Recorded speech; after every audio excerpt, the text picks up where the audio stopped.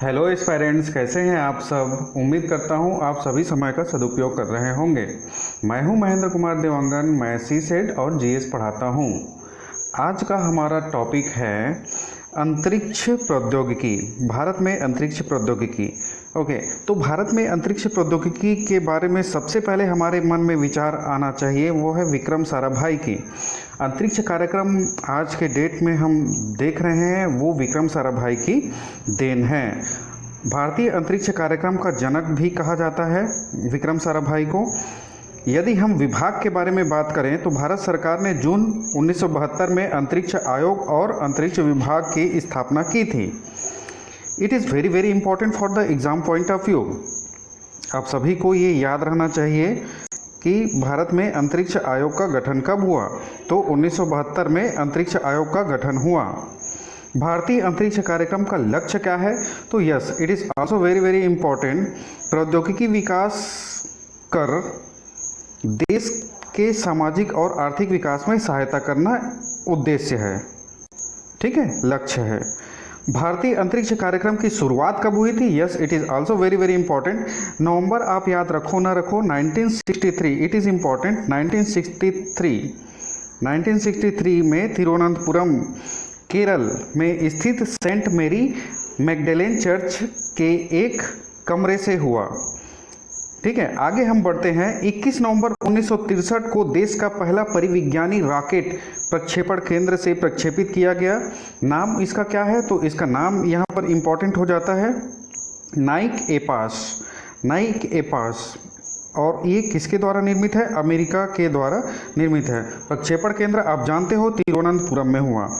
ठीक है, ओके। तो यहाँ पर दो चीज़ें इंपॉर्टेंट हैं। 1963 में क्या हुआ था? 1963 में दो चीज़ हुआ था। सेंट मेरी मैगडलेन चर्च के एक कमरे से अंतरिक्ष कार्यक्रम की शुरुआत हुई थी, नंबर 1। नंबर 2, 21 नवंबर 1963 को देश का पहला परिविज्ञानी रॉकेट प्रक्षेपण केंद्र से प्रक्षेपित किया गया। और उस रॉकेट का नाम क्या है? तो नाइक एपास। और yes, it is made by America. Okay, देश का पहला भारतीय उपग्रह, ये बार बार क्वेश्चन में आता है। देश का पहला भारतीय उपग्रह 19 अप्रैल 1975 को पूर्व सोवियत संघ के प्रक्षेपण यान से सफलतापूर्वक प्रक्षेपित किया गया था। ठीक है, एक छोटा सा चीज़ मैं बताता हूँ आपको। इसरो की स्थापना कब हुई थी? यस, इसरो की स्थापना 15 अगस्त 1969 को हुई थी। ठीक है, 15 अगस्त 1969 को हुई थी। ओके, यस, यहाँ पर इसरो, मैं ये समझता हूँ कि इसरो का आपको मालूम होगा फुल फॉर्म, बट फिर भी मैं यहाँ पर बता दे रहा हूँ, Indian space research organisation. Okay, अब आगे आते हैं हम। इनसेट के लिए आवृत्तियाँ, जो आप हर्ट्ज सुनते हैं, उसको हम लोग आवृत्तियाँ, फ्रिक्वेंसी के नाम से जानते हैं। उपयोग, इसका उपयोग क्या है? तो उपग्रहों द्वारा रेडियो संचार से संबंधित प्रयोजनों के लिए आवृत्तियों का प्रयोग करते हैं। और विभिन्न प्रकार के बैंड की आवृत्ति होती है, जो 2.5 से 12.7 गीगाहर्ट्ज तक है। Point is very very important, 12.7 gigahertz तक है। ठीक है, यहाँ पर भांति भांति के बैंड होते हैं। There are types of band, उनके रेंजेस होते हैं, जैसे कि S band, C band, Q band, etcetera. ठीक है, S band, Q band, C band, etcetera. तो ये ध्यान रखेंगे, यहाँ पर सबसे ज़्यादा इम्पॉर्टेंट है। आप भले ही 2.5 से 12.7 गीगाहर्ट्ज तक को याद करें ना करें, बट यस, आपको सिंपली यदि ये पूछा जाए कि S band, C band, Q band क्या है, तो आपको पता होना चाहिए ये इनसेट के लिए प्रयोग किया जाता है। ठीक है, ओके। अब इनसेट क्या है ना, इनसेट क्या है? ओके, तो यस, इनसेट क्या है? ये इंडियन सैटेलाइट है, ऑब्वियसली। नोट, इन बैंडों का सर्वाधिक उपयोग कौन करता है? तो यस, इट इज़ इम्पॉर्टेंट। इन बैंडों का सर्वाधिक उपयोग दूरदर्शन करता है, परंतु भारतीय मौसम विज्ञान विभाग भी अपने अति उच्च विभेदन रेडियोमीटर के लिए इन आवृत्ति बैंडों का बड़ा भाग उपयोग में लाता है। ठीक है, बट सबसे ज़्यादा ध्यान देने वाली बात तो सिर्फ और सिर्फ यही है कि इन बैंडों का सर्वाधिक उपयोग कौन करता है, तो दूरदर्शन करता है। ठीक है, ओके। इनसे 2B क्यू बैंड, तो यहाँ पर सबसे ज़्यादा इंपॉर्टेंट है क्यू बैंड। क्यू बैंड किसके लिए यूज़ करते हैं, तो चित्रण के लिए यूज़ करते हैं। जो पिक्चराइजेशन होता है वो क्यू बैंड के लिए यूज़ होता है। साफ मौसम में विभिन्न रेडियो संचार व्यवस्थाओं के लिए क्यू बैंड सर्वाधिक उपयुक्त है, क्योंकि इसके किरण पुंज का विस्तार कम होता है। मतलब इसका जो रे है वो एक जगह फोकस हो जाता है। ठीक है, आप लोग ये कह सकते हैं कि उत्तल लेंस जैसा। ठीक है, आगे हम बात करते हैं इनसेट।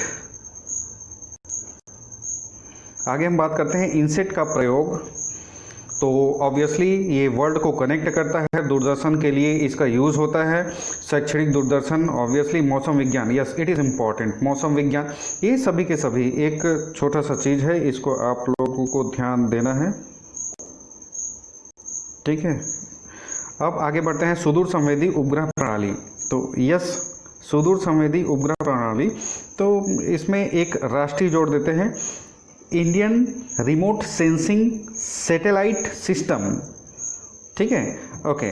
अब राष्ट्रीय ये सबसे ज़्यादा इम्पॉर्टेंट है। राष्ट्रीय सुदूर संवेदन अभिकरण कहाँ पर है, तो यस ये है आपका हैदराबाद में है। इसको नाम दिया गया है NRSA, national remote sensing agency. अभिकरण मतलब एजेंसी होता है। ठीक है, और सुदूर संवेदन क्या है एक बार देखते हैं। तो दूर से निरीक्षण और आंकड़ों का संग्रहण। ओके, दूर से निरीक्षण और आंकड़ों का संग्रहण, इट इज़ इम्पॉर्टेंट समहाउ। अब उसके बाद फिर इम्पॉर्टेंट सैटेलाइट के बारे में हम बात करते हैं। तो यहाँ पर सिर्फ और सिर्फ एक ही चीज़ कम से कम याद रखिए, कार्टोसैट।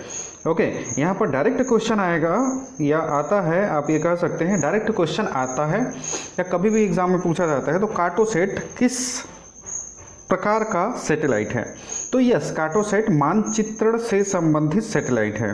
Okay, thank you. सुदूर संवेदी उपग्रह के अनुप्रयोग, तो इट इज़ इम्पॉर्टेंट। सुदूर संवेदी उपग्रह के अनुप्रयोग, तो कौन कौन से उपग्रह के प्रयोग हैं उसको देख लें। राष्ट्रीय वेस्टलैंड मैपिंग, तो देखिए वेस्टलैंड मैपिंग तो ऑब्वियसली ये जो भूमि बंजर है उसके लिए मैपिंग किया जाता है। मैपिंग करने के बाद फिर उसके लिए योजनाएं चलाई जाती हैं। जमीनी मानचित्र, इट इज़ इम्पॉर्टेंट। जमीनी मानचित्र, इसको ध्यान देना इम्पॉर्टेंट है, ध्यान देना बहुत ही ज़्यादा ज़रूरी है, आवश्यक है। इसका जो अनुपात होता है वो 1:2.5 lakhs, yes it is important. ठीक है, 2,50,000 इसका अनुपात है।